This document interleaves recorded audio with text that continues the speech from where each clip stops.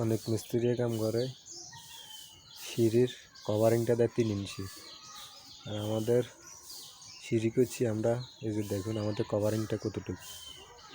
এইভাবে সিঁড়ি করবেন, ভবিষ্যতে সিঁড়ি কিচ্ছু হবে না, স্প্রিং করবে না।